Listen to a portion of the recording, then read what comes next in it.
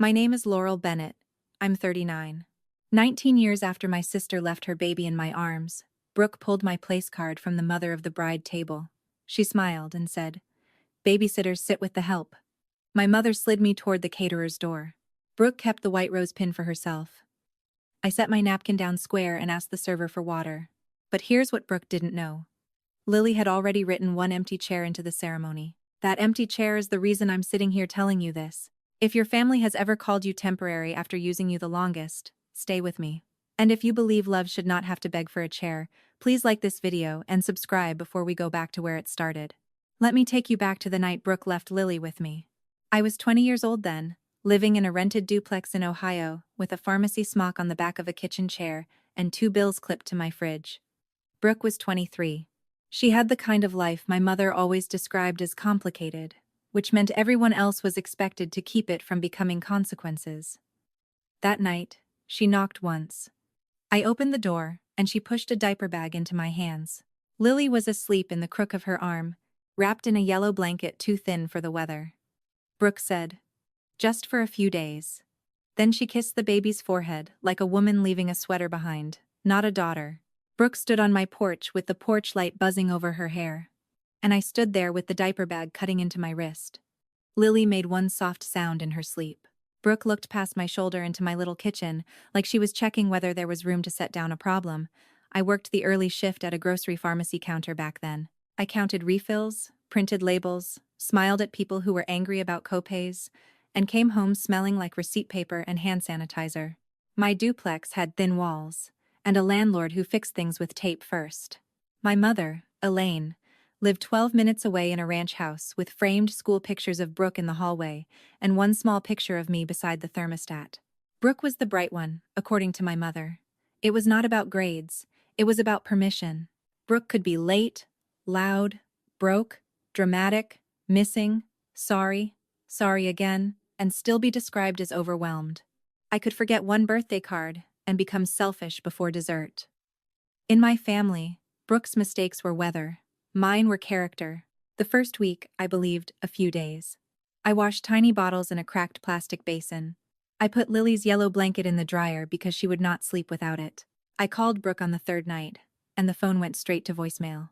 My mother came over on the 4th day. She brought a casserole. She did not bring an answer. "She just needs to breathe," Elaine said. I was standing in my pharmacy smock with Lily against my chest.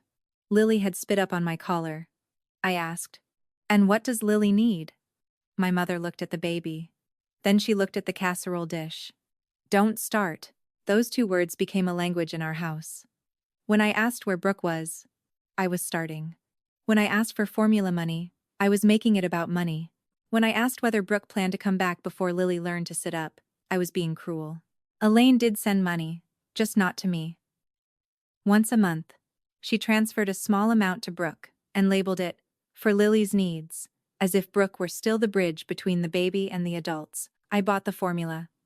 I paid the clinic copays. Brooke received the proof that my mother wanted to believe in.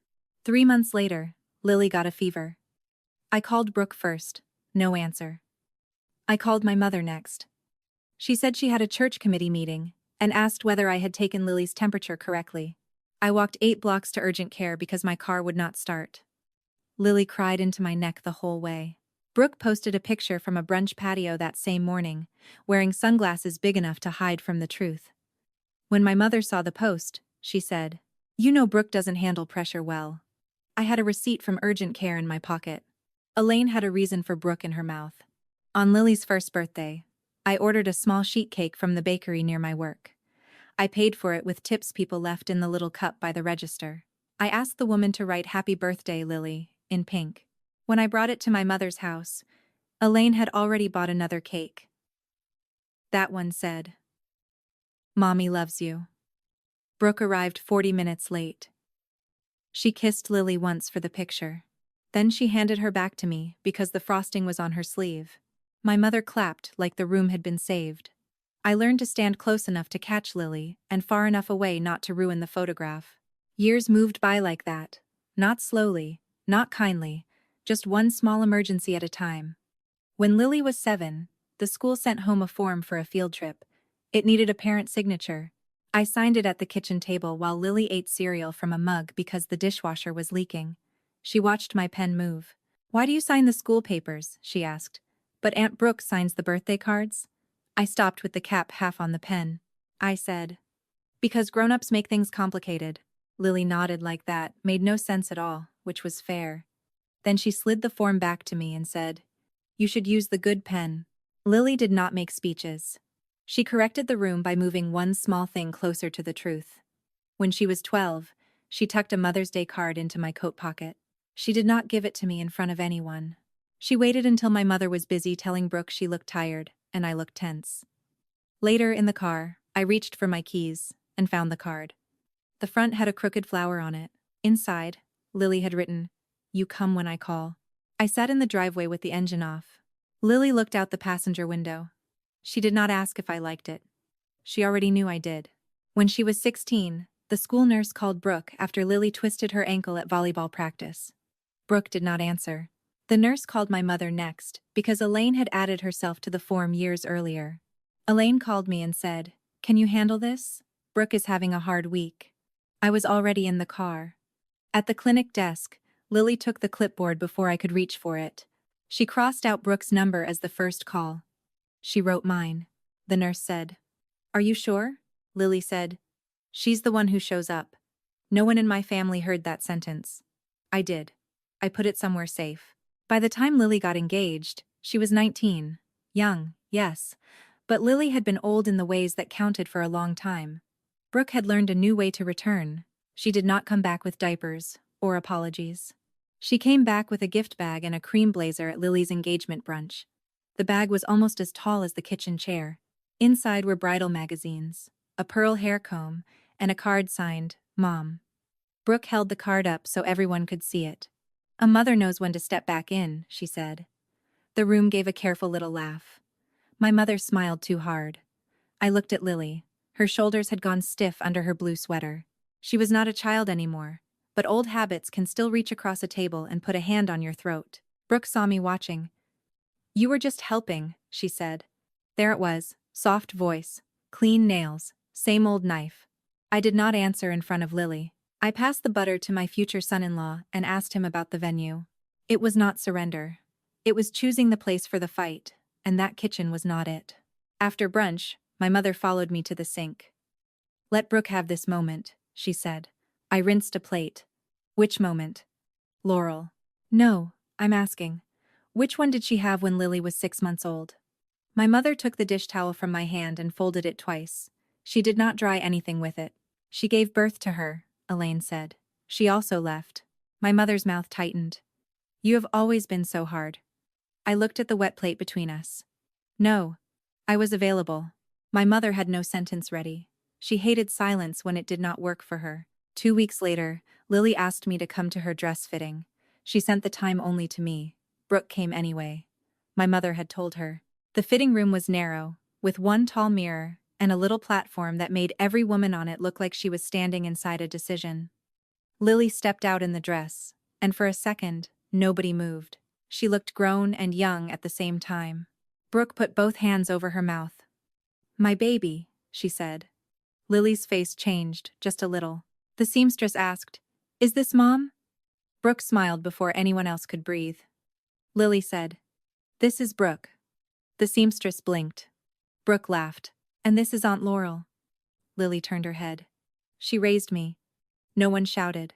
No one cried. The seamstress only put 2 pins between her lips and kept working. But Brooke's face went flat for 1 full second, and I saw what she had come back to protect. Not Lily. Her title. After that, Brooke got busy. She did not ask Lily what she wanted. She announced things. She posted about mother-daughter appointments. She texted the family chat about seating. She sent a photo of 2 robes she had ordered, one that said bride and one that said mom. Mine was not mentioned. At first, I stayed out of the chat. Then Lily called me. Her voice was quiet. "Did you tell her she could handle the seating chart?" "No. She says Grandma said everyone would be more comfortable if she did it." Elaine rarely pushed with both hands. She opened a door and acted surprised when Brooke walked through it. I told Lily, "You don't have to decide anything tonight." Lily said, I know. I just wanted to hear someone say it. The next morning, Brooke sent a spreadsheet to the family chat. She had put herself at the front table. She had placed me 2 tables back, beside 2 cousins I had not seen in 9 years, and the photographer's assistant. She had listed herself for the first toast. Under my name, she wrote, Aunt Laurel Family Support. Family support. A pretty way to say the person who did the work and did not get the chair. I took a screenshot. I did not send a paragraph. I did not correct the chat. A hot answer would have given Brooke exactly what she wanted, proof that I was unstable, possessive, unable to let a real mother return. So I made a folder, not a dramatic one, just a plain folder on my laptop with the wedding date on it. I saved the seating chart. I saved the toast order. I saved the message where Brooke wrote, "You were just helping," with a heart after it. I saved one bank screenshot Elaine had sent by accident years earlier, the one marked, "For Lily's needs," even though Lily's medicine had been bought with my debit card that week. I did not know yet why I kept it. I only knew that paper had a better memory than my family. That night, after Lily went home, I opened the bottom drawer in my bedroom. The Mother's Day card from when she was 12 was still there. So were 3 school forms, 2 clinic receipts, and the emergency contact page she had changed at 16. I did not keep them to win a case. I kept them because there were years when paper remembered what people refused to say. I put the new screenshot in that folder. Then I closed the drawer. The next file arrived by mistake. It came on a Tuesday morning while I was eating toast over the sink before work. The subject line said, "Final Parent Recognition Sequence." The sender was the venue coordinator. She had copied me because Lily had listed me as the primary contact for ceremony details. I opened it on my phone. Brooke's name sat in the mother of the bride slot. Her toast was first. Her chair was marked on the front row. Her name was printed beside the white rose pin. Mine appeared farther down, under family support, the same soft little insult dressed for a wedding. I did not call Brooke. I called Lily. She answered on the second ring. I could hear traffic behind her. "Did you approve the parent recognition sequence?" I asked. Lily went quiet. "Which one?" "That answers my question." She let out one breath. "No, I sent the final version yesterday." "Then I'm looking at the version Brooke sent." Lily said nothing for a moment. Then she said, "Don't fix it in the family chat." My girl had learned the shape of a trap. So I asked the only question that mattered. "Is this what you want? Or what they sent you?" "What I want is already signed," she said. "Can I come over tonight?" I said yes. Then I forwarded nothing. I replied to no one.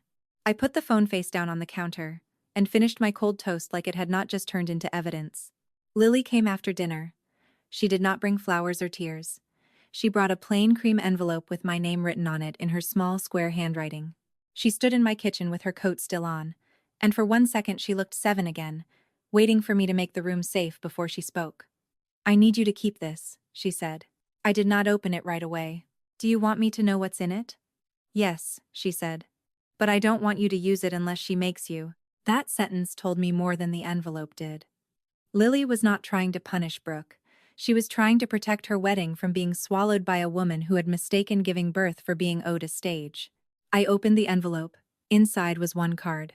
Not long, not legal, not dramatic. A parent recognition card for the ceremony folder, signed by Lily. It named the woman who raised her. It did not name Brooke. My hand stayed still. Lily watched my face. "I'm not asking you to fight her," she said. "I know. I'm asking you not to disappear for her." That landed harder. For years, I had made myself smaller so Lily would not have to watch adults fight over her. I thought that was protection. Sometimes it was. Sometimes it taught everyone that I could be moved like furniture. I slid the card back into the envelope. "I won't disappear," I said. The next morning, I called the venue coordinator. I kept my voice plain. "I'm confirming that all ceremony changes come from Lily directly," I said. "Of course," she said. "We have had a few versions." "I know." There was a pause. I said, "Please keep only what Lily confirms." She typed while I waited. I could hear the little clicks. "Understood," she said. "Bride, confirmed order only." I thanked her and sent Lily's final ceremony plan to the coordinator from my own email. Then I saved Brooke's version in my folder. I saved the text where Brooke told the family she had handled the emotional parts. I saved the message where my mother wrote, "Let's not make Lily choose." That one made me laugh once. Not because it was funny. Because Lily had been choosing her whole life. My family only objected when her choice became visible. I also made one promise to myself. I would not confront Brooke in private. Private was where she did her best work. In private, she could cry without witnesses. She could say she never meant it that way. She could turn my plain sentence into cruelty, and my calm face into coldness. By dinner, my mother would be calling me with that low voice she used for emergencies and inconvenient truths. So I used process. I answered emails. I confirmed names. I asked Lily questions and accepted her answers. I kept my hands clean enough that Brooke would have to dirty the room herself. She did. The first move came through a salon appointment. Brooke sent a group text with hearts, lipstick emojis, and a photo of matching robes. The appointment was labeled Mother-Daughter Morning. Lily's name was there. Brooke's name was there. My name sat below in a separate line. Helper arrival. 11:30. I stared at that word. Helper. A minute later, Brooke texted me privately.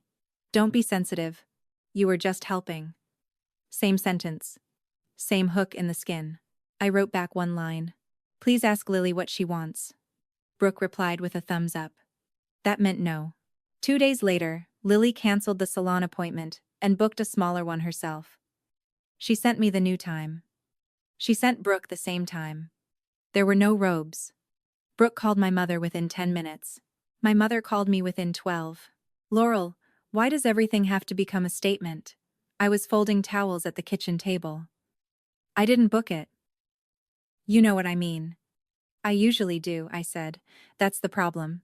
She sighed like I had put her in a terrible position by not folding myself smaller. Then she said Brooke was trying. She said Lily would regret being harsh. She said weddings bring up feelings. I folded another towel. "Elaine," I said. And I used her name because Mom felt too soft for that conversation. "Brooke is not losing a daughter on the wedding day. She lost the daily work 19 years ago." My mother got quiet. Then she said, "You always keep score." "No," I said. "I kept records because nobody kept promises." She hung up first. The next move was the slideshow. Brooke sent Lily a draft for the rehearsal dinner. It had 32 photos. I know the number because Lily counted them out loud to me over the phone. Brooke had included 3 pictures of Lily as a baby, all from the same afternoon when she had visited my duplex and left before dinner. She had included a photo of herself holding Lily near a window. She had cropped my shoulder out of that one. You could still see my hand holding the bottle. That little strip of my hand did more damage than a full picture would have. Lily said, "She cropped you out." "Yes. But your hand is still there." "Yes. What do I do with that?" I looked at the folder on my laptop. "You decide whether the slideshow is memory or decoration."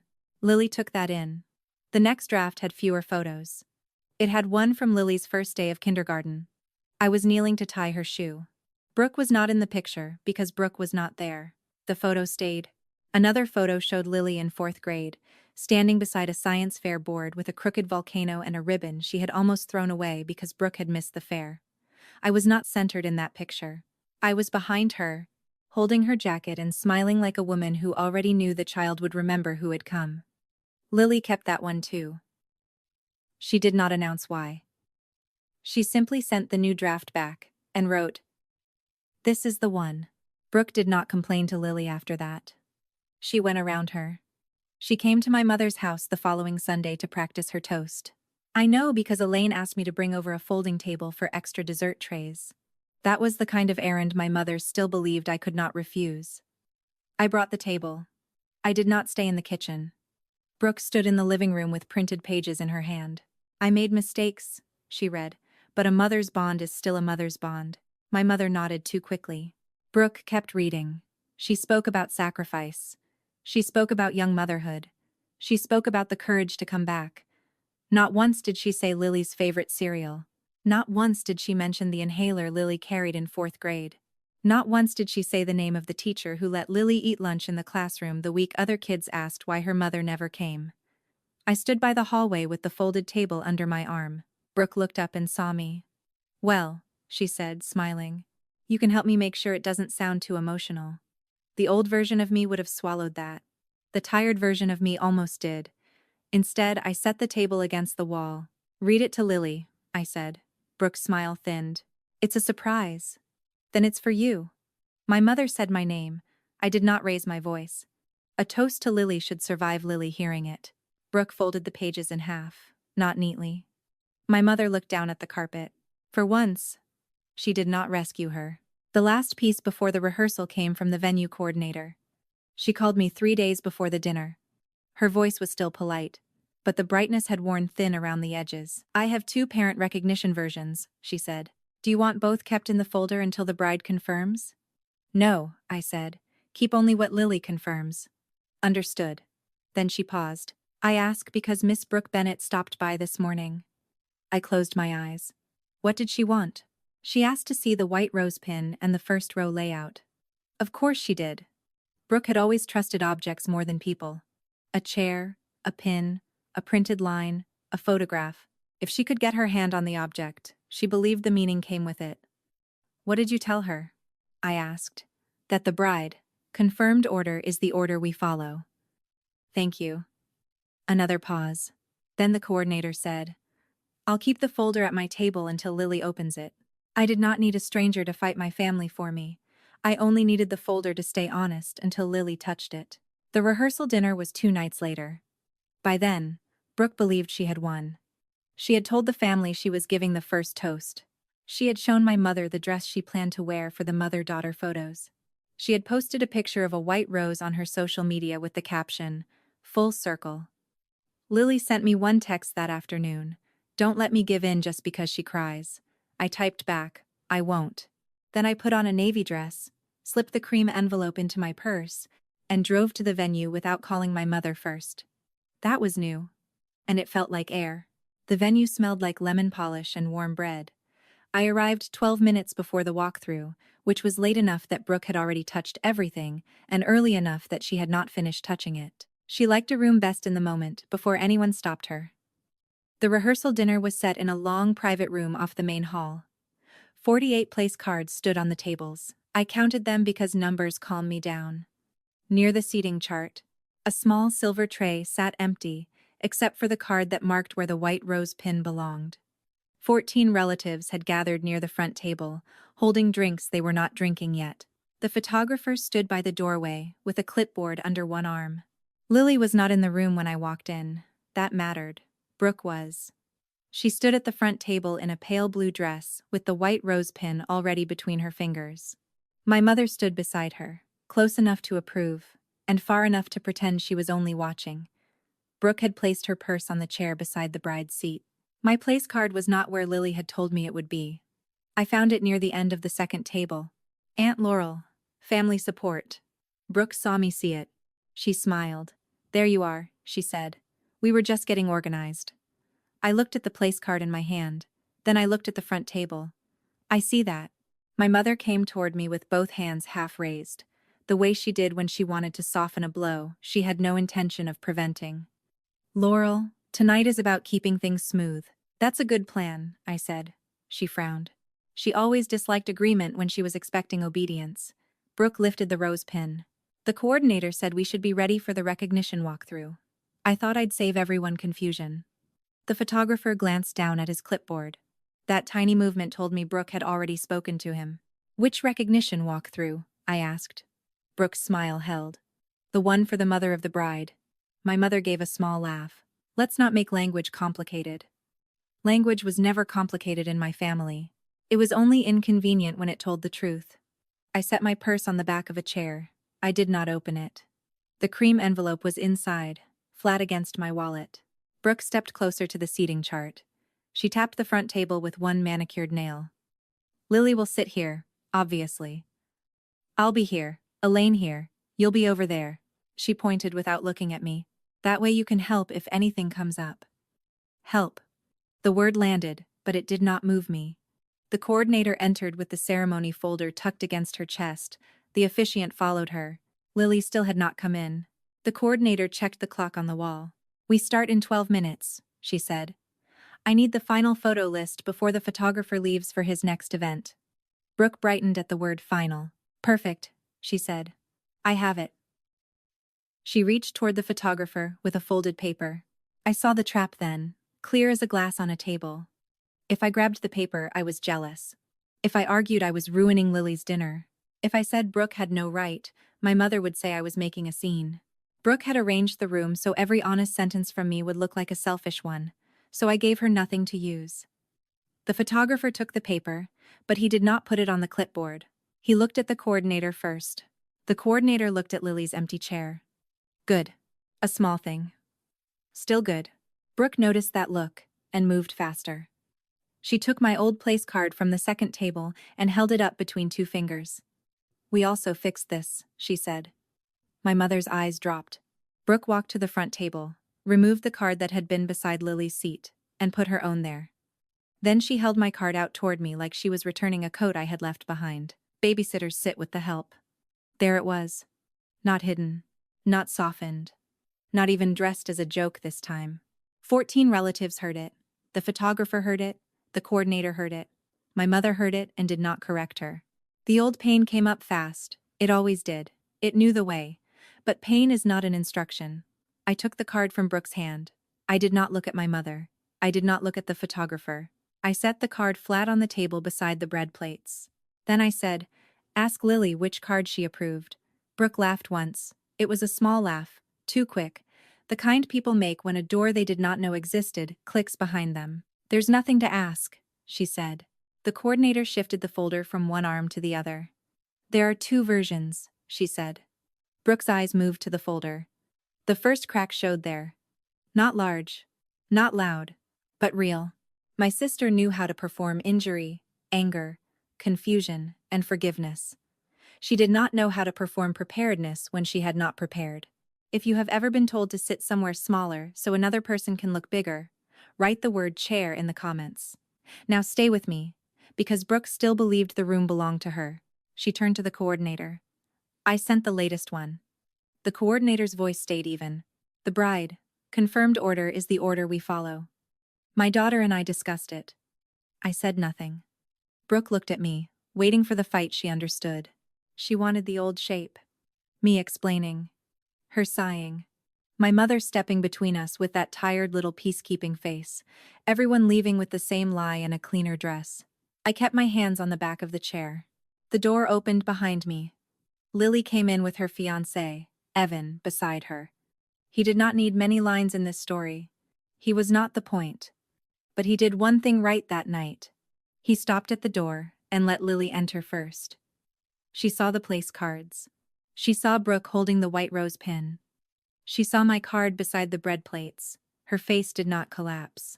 A younger Lily might have looked at me first, asking with her eyes whether she was allowed to be upset. This Lily looked at the table. Then she looked at Brooke. "What happened?" she asked. Brooke changed her voice. It was immediate. "Oh, honey," she said, stepping toward her. "We were just making the seating make sense." Lily did not move into her arms. The photographer looked at the clock. The coordinator held the folder. The officiant glanced at the front row chart. 12 minutes had become 9. My mother said, "Lily, nobody wants stress tonight." Lily looked at her grandmother. "Then why is my card moved?" That sentence did more than defend me. It proved Lily had expected my card somewhere else. Brooke's fingers closed around the rose pin. "Sweetheart, this is emotional for everyone. I gave birth to you. I thought tonight could be a start." A start, a pretty word for arriving at the finish line and asking for a medal. I watched Lily hear it. She did not argue with the part that was true. Brooke had given birth to her. No one in that room could take that away. The problem was that Brooke wanted birth to erase absence, and absence had a body. It was standing 3 feet from the bread plates, holding its own place card. Lily turned to the coordinator. "Do you have my final ceremony folder?" "Yes," the coordinator said. Brooke reached for it first. Not all the way. Just enough to show habit. She expected paper to come to her. She expected rooms to hand her the center. Lily put her hand on the folder before Brooke could touch it. "No," Lily said. "I'll read it." Lily's hand stayed on the folder. It was not a dramatic gesture. She did not slam it shut. She did not pull it to her chest. She only placed her palm flat on the cover, and Brooke's fingers stopped in the air. The coordinator let go. I stood by the table with my place card beside the bread plates. My purse was still on the chair behind me. The cream envelope was inside it, but I did not reach for it. I did not need to. Lily had brought the truth into the room with her own hand. Brooke smiled at her. It was the soft smile she used when she wanted people to remember she had once been young and scared. It had worked on my mother for 19 years. It had worked on cousins who did not know which adult had sat in urgent care. It had worked on people who thought birth and motherhood were the same word said twice.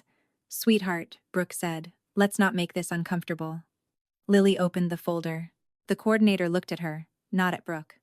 "Lily, who is listed for Mother of the Bride recognition?" Brooke answered before Lily could breathe. "That's me." The word "me" landed too quickly. It told on her. Lily turned one page. Her thumb paused at a white card, clipped to the inside. I recognized the edge of it. The same cream paper. The same square handwriting from my kitchen table. She read it in a clear voice. "The woman who raised me will sit in the mother's chair." No one moved toward the bread. No one lifted a glass. My mother's hand closed around the back of a chair, but she did not pull it out. The photographer lowered his camera from his chest. The officiant looked down at the folder, then back at Lily, like she was making sure she had heard the sentence in the right room. Brooke laughed once. It came out dry. "Well," she said, "that can mean a lot of things." Lily looked at her then, really looked. "No," she said, "it means one thing." Brooke's jaw tightened. She was just helping. There it was again. The sentence my sister had polished smooth enough to pass around at brunches, fittings, and family texts. The sentence my mother had let live because it made everyone's guilt smaller. Lily did not raise her voice. "You left me with her," she said. Brooke blinked. Lily kept going. "You left me with her and she came every time." It was not an accusation shouted across a table. It was a fact placed in the middle of one. A small fact. A complete one. My mother's mouth opened, but no sound came out. One of Brooke's cousins looked down at her own shoes. Evan put his hands in his pockets and stepped back, giving Lily the space my family had never liked to give her. Brooke still had the white rose pin between her fingers. The room had moved from my chair to her hand. Everybody could see the symbol now. Her hand had closed around it so tightly that the pearl center pressed into her skin. She had held the pin before she had earned the sentence. Lily looked at Brooke's hand. "Please put it on the tray," she said. Brooke did not move. The coordinator kept one hand on the folder. The photographer lowered his clipboard. My mother looked from Lily to the pin and finally understood that peacekeeping would not make this vanish. Lily did not repeat herself. She waited. That was worse for Brooke than yelling would have been, because waiting gave the whole room time to look at her hand. Brooke opened her fingers. The white rose pin lay in her palm, bent slightly at the stem. She set it on the silver tray without looking at it. Lily picked it up. Then she walked past her mother. Brooke's shoulders lifted as if she expected Lily to stop. She did not. Lily came straight to me, slow enough that every person in the room understood what was happening before it was finished. I did not step forward. I could feel the card under my fingers on the table. Aunt Laurel. Family support. A label made small by someone who needed me small. Lily stopped in front of me. Her hands shook a little when she opened the clasp. I saw that. I will never pretend she was made of stone. She was 19. She was standing between the woman who gave birth to her and the woman who had packed her lunches, signed her forms, and learned which cough meant the inhaler. "May I?" she asked. 2 words. I nodded. Lily pinned the white rose to my dress. The room changed there, not loudly. Not like people imagine in stories. It changed in bodies. My mother sat down without meaning to. The chair legs scraped once. The photographer lowered his clipboard to his side. The coordinator pressed her lips together and looked at the floor for 1 second before she looked back up. Brooke stared at the rose on my dress. Her hand stayed open, empty now, with a small red mark where the pearl had pressed into her skin. Lily touched my elbow, the same way she had done when she was small and parking lots felt too wide. "You never made me wait outside," she said. That was the only sentence that almost broke me. I looked at her, not at Brooke. "Are you sure?" Lily said. "I've been sure." The coordinator stepped closer then. Her voice stayed professional, but it had lost the wedding gloss. "We follow the bride's signed order." She took the folder from Lily and laid it on the table. She did not wave it around. She did not make a speech. She unclipped the timeline, removed the sticky note with Brooke's toast marked first, and placed a clean copy on top. The movement was small. It was final. The recognition will list Laurel Bennett, she said. The mother's chair will be assigned to Laurel Bennett. The first parent toast is removed unless the bride adds it back. Brooke's head snapped up. Removed? The coordinator looked at Lily. Do you want a first parent toast tonight? Lily shook her head. No. One question. One answer. The door closed. The photographer moved to the table next. He took Brooke's folded photo list from under his clipboard and set it aside. Then he slid the new one under the clip. He did not announce every change. He did not need to. The top line was visible from where Brooke stood. Bride with Laurel. Mother's chair. Family table. 3 things left Brooke in one quiet stack of paper. My mother finally found her voice. Lily, maybe after dinner we can talk through. No, Lily said. It was not loud. It did not need to be. Elaine looked smaller when her own peacekeeping stopped working. She reached for the back of Brooke's chair this time, but Brooke pulled away before my mother touched her. Brooke looked at me then. For 19 years, when she looked at me, she saw the person who absorbed consequences, the sister who would pick up the baby, the daughter who would take the call, the aunt who would sit wherever the family needed an extra woman with working hands and no title. That look was gone. She saw the rose. She saw Lily's hand still on my elbow. She saw the folder closed under the coordinator's palm. Her face did not crumble all at once. It tightened from the mouth inward. Her nostrils flared. The skin under her eyes went pale, and the words she wanted had nowhere decent to stand. I'm her mother, Brooke said. Lily answered before anyone else could. You're my birth mother. The sentence was clean enough to cut cloth. Brooke flinched. No one clapped. I am glad no one clapped. This was not a game show. It was a young woman putting her life in the right order in front of the adults who had benefited from the wrong one. I had power in that moment. More than I wanted. I could have listed every fever, every missed pickup, every birthday cake, every form. I could have opened my purse and pulled out the old cards. I could have made Brooke stand in all 19 years at once. I did not. Some truths belong to the child before they belong to the room. I only picked up my old place card from beside the bread plates.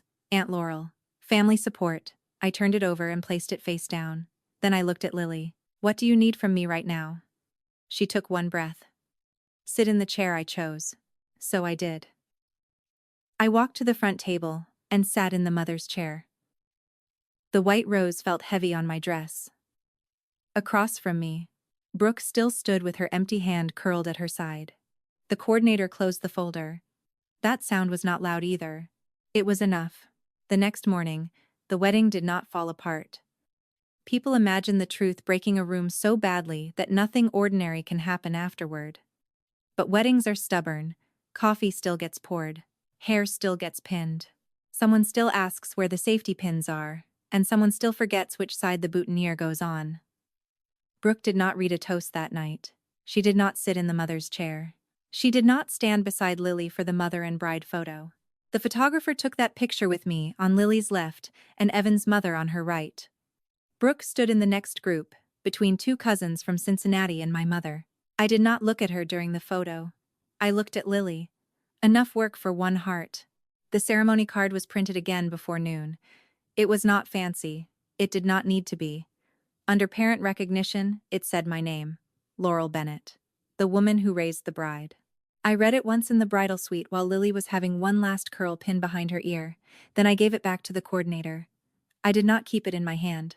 I had learned the difference between being named and needing to wave the name around. During the ceremony, I sat where Lily had asked me to sit. The chair did not heal anything. It did something cleaner. It stopped the lie from sitting there first. Brooke still came down the aisle with the family. I will give her that much. She wore the pale blue dress. She smiled for the picture she was in. She hugged people who did not know the whole story, and nodded through the parts she could not change. The photographer moved quickly. He had the new list under his clip, and every time Brooke drifted toward the front grouping, he looked down at that paper and said, "We'll need you in the next one." Not cruel, just clear. By the end of the night, Brooke had lost more than a chair. She had lost the script where everyone else adjusted the room so she could look like she had been there. The toast was gone. The photo order was changed. The printed card was changed. The white rose was on my dress. The moment had passed, and there was no second wedding for her to correct it in. A week later, my mother stopped sending Brooke the little monthly payment she had always called for Lily's needs. Lily had not needed Brooke to pass along anything in years. Everyone knew that. The payment had become a quiet way for Elaine to pretend Brooke was still connected to the daily work. After the wedding, even my mother could not keep pretending. She did not announce it. She only stopped. Brooke noticed within 3 days. People always notice when the symbol that fed the lie stops feeding it. Brooke called me after that. I did not answer the first time. When I called her back, I stood at my kitchen counter with a glass of water in my hand. I wanted both feet on the floor. I was scared, Brooke said. I waited. I was scared she'd never see me as her mother if I didn't take the place. I looked out the window at the little strip of grass beside my driveway. Lily had learned to ride a bike there. She had fallen twice, and blamed the sidewalk both times. I smiled before I could stop myself. You did not lose the place because I took it, I said. You lost it because Lily told the truth. Brooke's voice got smaller. I didn't know how to come back. That part may be true. She breathed like she had found a handhold. So I finished the sentence. But you do not get to come back by stepping on the person who stayed. The line went quiet. Then she said, I'm still her mother. You are her birth mother. I said. If Lily wants to build something with you, that will be between you and Lily. I will not carry you there. I will not explain you. I will not make your absence sound kinder than it was, Brooke cried then. I did not comfort her. That may sound cold. It did not feel cold. It felt clean. There is a difference between cruelty and refusing to become someone's towel. She asked if we could have dinner with Elaine and start fresh. No, I said. So that's it? No, I said. That is the beginning of you doing your own work. She did not like that. I could hear it in the way her breathing changed. But she did not have a room full of people to perform for anymore. She only had the truth and a phone line. 2 weeks after the wedding, my mother called. I let it ring twice before I answered. I did not jump for her anymore. Elaine said Brooke wanted a family dinner to clear the air. I asked, whose air? My mother sighed. Laurel. No. She is trying. Then she can try with Lily, if Lily agrees. I am not hosting her return. Elaine went quiet. Then she said the sentence I think she had been avoiding for 19 years. I should have helped you. I sat down at my kitchen table. There were dirty dishes in the sink. There was mail by the toaster. The world did not stop for the sentence I had once needed more than sleep. Yes, I said. You should have. I'm sorry. I believe you. Her breath caught. I added, and I'm not available for the old arrangement anymore. There was the boundary. Not a slammed door. Not a speech. Just a lock turning where a lock should have been years before. After that, life became quieter in a way that felt strange at first. No emergency calls about Brooke's feelings. No group texts asking me to be flexible. No little errands that were really tests of whether I would still come running. One Friday, Elaine asked whether I wanted the old family group chat renamed so it would not feel awkward. I told her she could name it whatever she liked. I had muted it, not blocked it. Muted it. There is a small mercy in not needing every room to know you have left. I went to work. I bought groceries. I watched Lily send photos from her honeymoon, including one of her holding a paper cup of coffee in a hotel hallway at 6 in the morning. She wrote, "You would hate this coffee." I wrote back, "I raised you to know better." She sent a laughing face. Not an apology, not a reunion, a bad cup of coffee, and a daughter who called because something ordinary made her think of me. When Lily came home, she brought me one official wedding photo. In it, she stood beside me, with her bouquet tilted toward my hip. The white rose pin was on my dress. My hand was not cropped out. My shoulder was not half missing. I was not a strip at the edge of somebody else's memory. I was standing where I had stood for 19 years. Only this time, the picture admitted it. On the back, Lily had written 3 words. The woman who came. I put that photo in the bottom drawer with the old Mother's Day card, the school forms, the bank screenshot, and the emergency contact page. Then I put the white rose pin in a small box beside them. I did not keep those things because I needed to prove myself anymore. I kept them because a life is allowed to have witnesses. A boundary is not revenge. It is the place where the truth finally gets a chair. Family is not the person who appears when there is a camera. Family is the person who knows which cough means the inhaler, which teacher called after lunch, which cereal fixed a bad morning, and which parking lot made a child reach for your elbow. Family is not always blood. Sometimes blood is the beginning. Sometimes it is only a fact. The people who stay become the story. That's my story. 19 years, one white rose pin, and one empty chair that finally told the truth. If you have ever been called just helping after you carried the part nobody else would touch, I want you to hear this clearly. You do not have to shrink so someone else can look like they showed up. Share this with someone who needs to remember that boundaries are not selfish. Comment below. What was your empty chair moment? And subscribe if you want more stories about truth, dignity, and the family we choose by how we show up.